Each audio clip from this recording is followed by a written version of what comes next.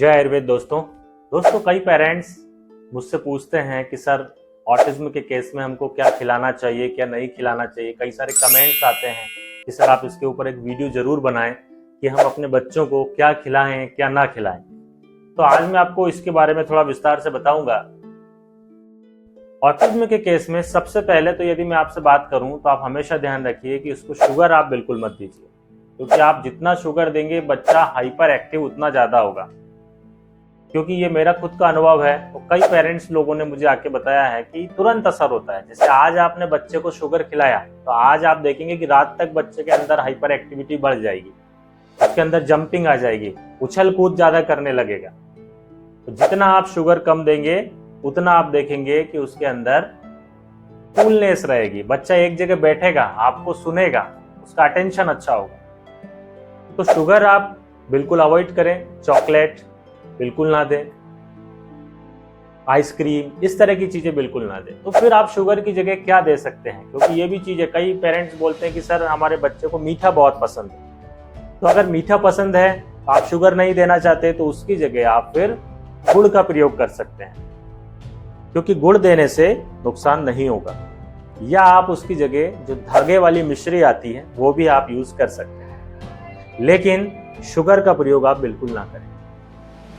दूसरी चीज है दोस्तों कि ऑटिज्म के केस में आप ध्यान रखें कि दूध और जो डेयरी प्रोडक्ट्स हैं वो भी आप अवॉइड करें, क्योंकि मैंने देखा है कि दूध देने से भी कई बार बच्चों के अंदर सिम्टम्स एग्रीगेट होते हैं। तो दूध आप हमेशा ध्यान रखें, बिल्कुल ना दें।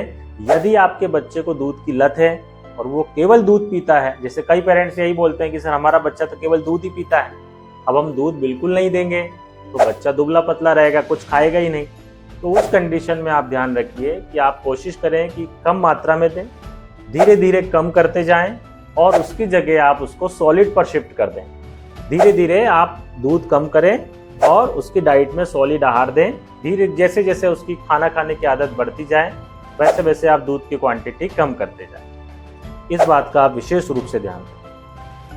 इसके अलावा दोस्तों आप ध्यान रखिए, जैसे मैंने बोला कि डेयरी प्रोडक्ट्स ना दें, लेकिन घी बहुत फायदेमंद होता है। आप अपने बच्चे को घी जरूर खिलाएं।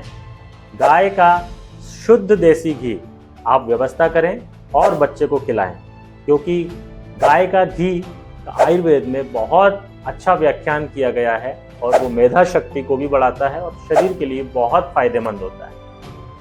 इसके अलावा आप दही बच्चे को खिलाएं।